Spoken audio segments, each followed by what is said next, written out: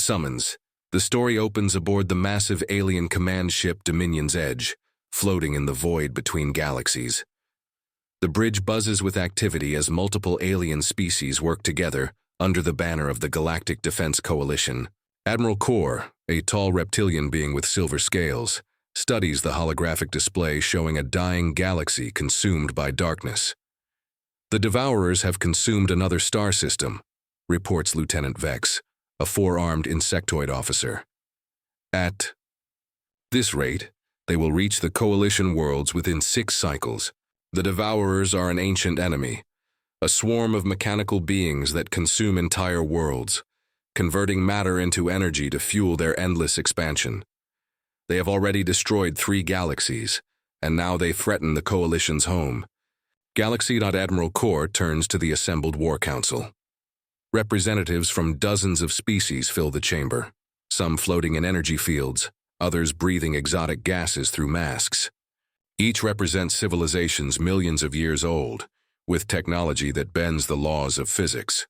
Our combined fleets cannot stop them, declares General Thex, a being of pure energy contained within a crystalline shell. We need something they have never encountered before, something unpredictable. The discussion turns to desperate measures. Ancient weapons, forbidden technologies, even dimensional rifts have been considered and rejected. The Devourers adapt too quickly, learning from each encounter. Then Navigator Prime Yil speaks up. The ancient being, older than most stars, floats in a meditation sphere filled with cosmic gases. There is one species we have not contacted, one world that shows promise. The chamber falls silent.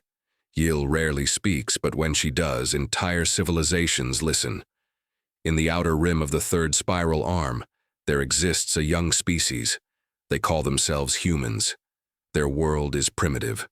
By our standards, they have barely achieved faster-than-light travel. But there is something unique about them. Admiral Kor leans forward. What makes them special? They are warriors by nature, Yil continues, her voice echoing strangely. While most species develop technology to avoid conflict, humans have perfected the art of war across their entire evolutionary history. They do not just fight to survive, they fight to win, regardless of the cost. The War Council exchanges uncertain glances.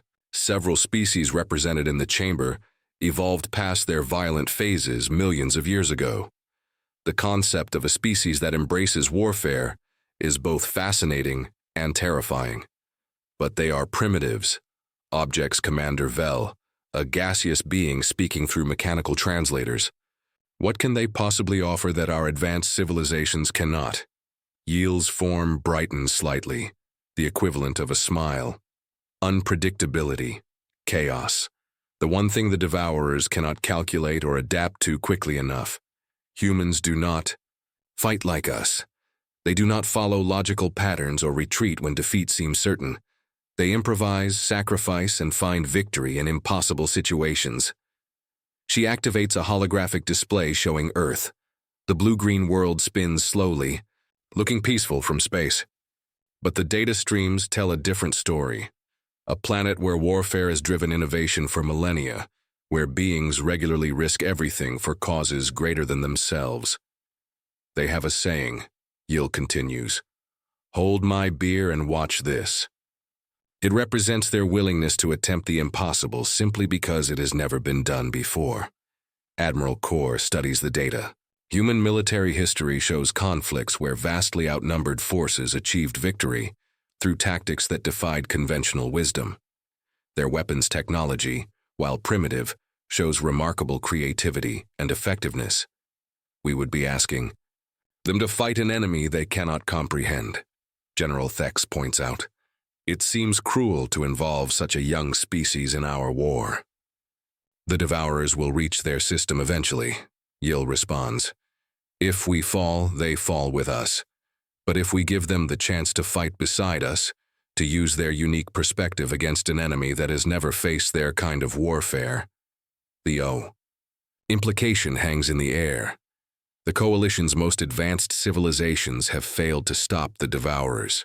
Perhaps what they need is not more advanced technology, but a fundamentally different approach to warfare. Admiral Kor makes the decision. That will change both species forever.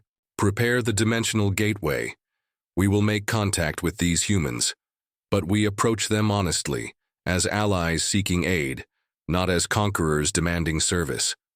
As the massive ship prepares to fold space toward Earth, none of the aliens fully understand what they are about to unleash. They see humans as primitive allies who might provide fresh tactical insights. They do not yet realize they are about to awaken something that will redefine warfare across the galaxy.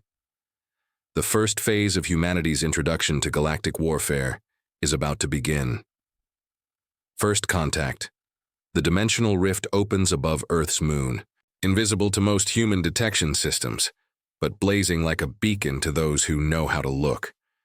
On Luna Base Station, Dr. Emma Ross stares at readings that shouldn't exist, her coffee growing cold as she tries to make sense of the impossible energy signatures. Control. We have an anomaly at grid reference 77 Alpha, she reports, her voice steady despite the adrenaline coursing through her system. Mass displacement suggests something roughly the size of Manhattan just appeared in lunar orbit. 3 hours later, the object decloaks. The Dominion's edge hangs in space like a metallic city, its hull gleaming with technologies that human science cannot begin to understand. Across Earth, every military installation goes to high alert. Fighter, squadrons scramble, missile batteries come online, and deep space monitoring stations track the massive vessel with growing alarm. President Martinez convenes an emergency session in the Situation Room. The gathered officials, military commanders, scientists, and intelligence experts stare at the live feed from Luna Base. The alien ship makes no aggressive moves, simply maintaining position as if waiting for something. "Any response to our communication attempts?" asks General Hayes, chairman of the Joint Chiefs. "Nothing on conventional frequencies," reports Communications Director Park, "but we're detecting what might be translation algorithms probing our networks. They're learning our languages." The breakthrough comes 6 hours after first contact. Every communication device on Earth simultaneously receives the same message, broadcast in perfect English, Mandarin, Spanish, Arabic, and dozens of other languages. "People of Earth, we are the Galactic Defense Coalition. We come seeking alliance, not conquest. Your world faces a threat you do not yet understand, but one that will reach you whether you join us or not. We request permission to send a diplomatic party to your surface." The message includes detailed star charts showing the progression of the Devourers through nearby star systems, along with tactical analysis that human military experts quickly realize is beyond their current understanding. The evidence is undeniable. Something is consuming entire civilizations, and it's heading toward Earth. President Martinez authorizes the meeting, choosing a remote military facility in Nevada as the contact site. The alien shuttle that descends looks more like a work of art than a spacecraft, its hull shifting colors as it adapts to Earth's atmosphere. Admiral Kor emerges first, his reptilian form imposing but somehow conveying peaceful intent. He's followed by a delegation representing 6 different species, each more alien than human imagination has previously conceived. The first diplomatic meeting takes place in a sterile conference room that suddenly feels absurdly primitive. Admiral Kor speaks through a translation device that renders his words in perfect English. "We have observed your species for some time," he begins, his scaled hands folded diplomatically on the table. "You have achieved something remarkable, a civilization that has maintained its fighting spirit while developing advanced technology." General Hayes leans forward. "You're talking about recruiting us as soldiers." "Not soldiers," corrects Lieutenant Vex, her insectoid features clicking as she speaks. "Innovators. The enemy we face has defeated every conventional military strategy. They adapt faster than we can develop new tactics. But your species approaches warfare differently than any we have encountered. The aliens present their data on the Devourers, mechanical swarms that have consumed 3 galaxies, converting matter into energy to fuel their expansion. Traditional space battles have proven ineffective because the enemy learns and adapts with each encounter. "What makes you think we can do better?" asks Dr. Elizabeth Chen, the president's science advisor. Navigator. Prime Yil, speaking for the first time, her voice resonating strangely in the room, provides the answer. "You fight wars differently. When faced with impossible odds, other species calculate the logical response, usually retreat or surrender. Humans calculate how to win anyway." She activates a holographic display showing famous human military victories, Thermopylae, D-Day, the Tet Offensive.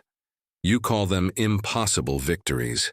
We call them examples of a mindset we desperately need. The presentation continues with technical data that human scientists struggle to comprehend. Faster than light travel, energy, weapons, shield technology, artificial gravity, concepts that exist only in Earth's science fiction. "We offer full technology transfer," Admiral Kor explains. "Your species will advance centuries in mere years, but in return, we need your unique approach to warfare, your ability to find victory where logic says none exists." President Martinez asks the question everyone is thinking: what happens if we refuse? The aliens exchange glances before Admiral Kor answers with brutal honesty. "The Devourers will reach this system in approximately 15 of your years. Your current technology cannot stop them. You will fight them eventually. The only question is whether you fight alone or as part of something greater." The meeting concludes with humanity requesting time to consider the offer. But as the alien delegation returns to their ship, everyone in the room understands that the decision has already been made. Humanity is going to war among the stars. The Awakening. 6 months after first contact, Earth has become unrecognizable. The Nevada facility has expanded into a sprawling complex where human engineers work alongside alien technicians, their minds stretched to comprehend technologies that rewrite the laws of physics. Colonel Jack Murphy walks through the main assembly bay, where humanity's first starship nears completion. The Defiance looks nothing like the sleek alien vessels. Its hull bristles with weapons systems that make coalition observers nervous. Where alien ships prioritize efficiency and elegance, humans have created something that looks like it was built specifically for war.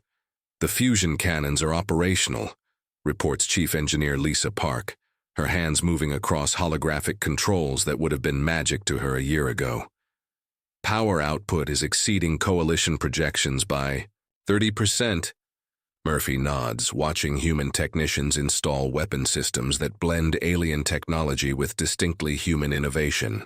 The coalition provided energy weapons and shield generators, but humans have modified everything, adding redundant systems, armor plating, and weapons configurations that prioritize devastating firepower over energy efficiency. The aliens keep asking why we need so many backup systems," Park continues with a grin. "I tried explaining Murphy's Law, but I don't think they get it." Across the facility, similar scenes play out in dozens of workshops. Human pilots train in simulators that push them far beyond coalition safety parameters. Military strategists study Devourer tactics while developing countermeasures that rely more on unpredictability than superior technology. Scientists work to understand alien physics while finding ways to weaponize every new discovery. Dr. Emma Ross, now leading the Xenotechnology Division, reviews the latest intelligence reports. The Devourers have consumed 2 more star systems, their mechanical swarms growing larger with each victory. Coalition forces have retreated to defensive positions, buying time while humanity prepares to join the war. "They're learning from every encounter," she explains to the joint human-alien command staff. "The Coalition's tactics follow predictable patterns: maximize efficiency, minimize losses, retreat when victory becomes impossible. The Devourers have adapted to counter these approaches." Admiral Kor, now permanently stationed on Earth, studies the human tactical proposals with fascination and growing concern. "Your species continues to surprise us, but some of these strategies, He pauses, seeking diplomatic words. They carry significant risk. General Hayes grins, an expression that makes several alien observers uncomfortable. Risk is our specialty. You brought us into this war because we think differently. Let us think differently. The presentation continues with human modifications to coalition technology. Energy shields reconfigured to function as weapons. Faster-than-light drives modified for tactical jumping. Artificial gravity systems weaponized to create localized space distortions. Your engineers are, Lieutenant Vex searches for the right word, enthusiastic about applying destructive force to everything. It's called innovation, responds Chief Park proudly. If it exists, we can probably blow it up or turn it into something that blows other things up. The breakthrough comes during a simulation exercise. Human pilots, flying modified coalition fighters, engage a mock devourer fleet using traditional tactics. The results match historical data. Initial success followed by rapid adaptation and defeat as the enemy learns. Then Colonel Murphy orders the second phase. Forget the playbook. Fight like humans. What follows breaks every rule of space combat the Coalition has developed over millions of years. Human pilots ignore formation flying, using seemingly random attack patterns that create chaos instead of order. They sacrifice ships to achieve minimal tactical advantages, ram enemy vessels when weapons fail, and coordinate attacks through methods that appear to be pure improvisation.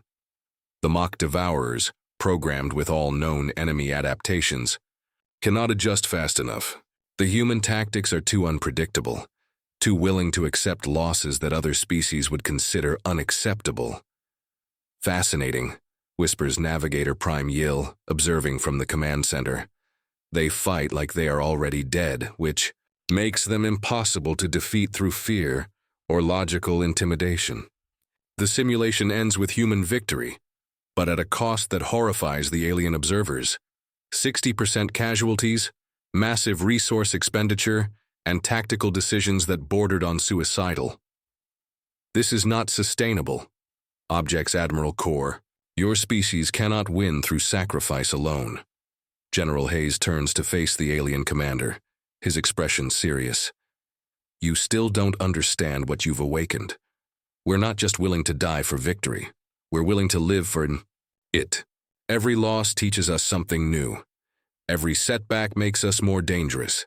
He activates a display showing Earth's industrial output. In 6 months, human manufacturing has been revolutionized by alien technology. Shipyards work around the clock, producing vessels that blend coalition science with human ingenuity. You wanted warriors who think differently, Hayes continues. What you got was a species that doesn't just fight to win. We fight to make sure our enemies can never threaten anyone again. The Defiance launches 3 days later, humanity's first contribution to the galactic war effort. The real fight is about to begin. The first battle.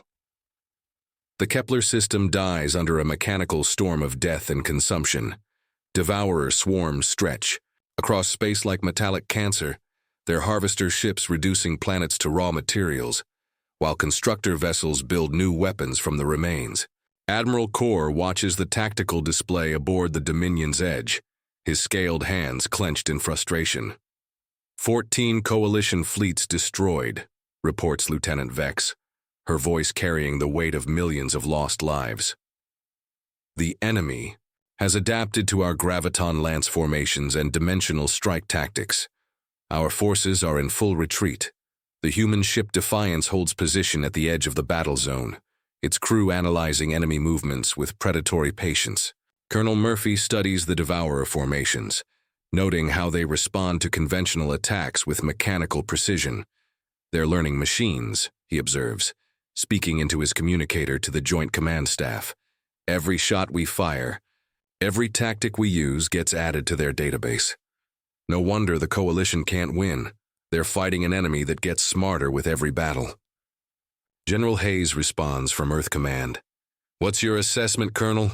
Murphy grins, an expression his alien liaison officers have learned to associate with dangerous human thinking. They're too smart for their own good. They've optimized themselves to counter logical tactics, but they've never faced illogical ones. The plan that emerges horrifies coalition strategists. Instead of coordinated fleet actions, humans propose breaking into small, independent units with no centralized command structure. Instead of efficient energy weapons, they want to use kinetic projectiles and explosive devices that waste tremendous amounts of power. Instead of preserving forces for strategic withdrawal, they plan to fight until every ship is destroyed. This is madness, protests Admiral Core. You cannot defeat a superior enemy through chaos and sacrifice. Watch us, Murphy replies, signaling. The attack. The human assault begins unlike anything in galactic military history. 12 ships break formation simultaneously, each following seemingly random attack vectors that create no discernible pattern. The Devourers, programmed to counter coordinated assaults, struggle to predict human movements.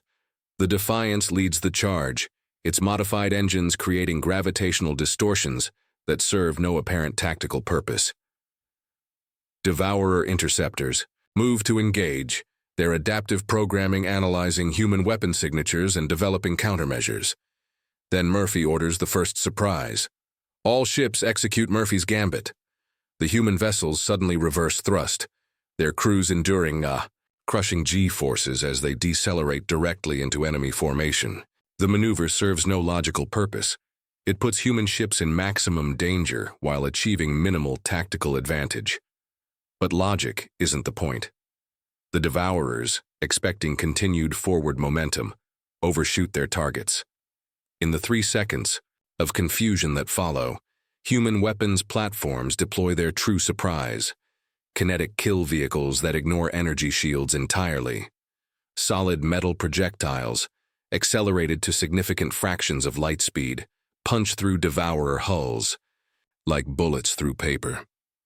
First phase successful, reports Captain Lisa Park from the Defiance. Enemy adaptation protocols are trying to compensate for kinetic weapons, but they're optimized for energy-based threats. The battle evolves into controlled chaos. Human ships ignore traditional combat formations, instead creating a 3-dimensional maze of unpredictable movement that prevents Devourer forces from establishing firing solutions. When weapons run low, human pilots resort to ramming maneuvers that utilize their ship's mass as weapons. The aliens watching from safe distance witness something unprecedented. Devourers retreating not because they face superior firepower, but because they cannot adapt fast enough to counter completely unpredictable tactics. Their learning algorithms are overloading, observes Dr. Emma Ross from her position aboard the Coalition command ship. They're trying to process too many variables simultaneously. Human tactics don't follow patterns they can analyze. But human victory comes at tremendous cost. Within 20 minutes, 8 of the 12 human ships are destroyed or critically damaged. The survivors continue fighting with backup systems and improvised weapons, their crews displaying a willingness to die that unnerves both allies and enemies. The turning point comes when Colonel Murphy, his ship's weapons destroyed and life support failing, makes a decision that enters galactic military legend.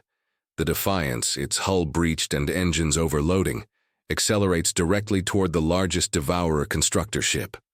"Tell my wife I kept my promise," Murphy transmits, his voice calm despite the desperate situation.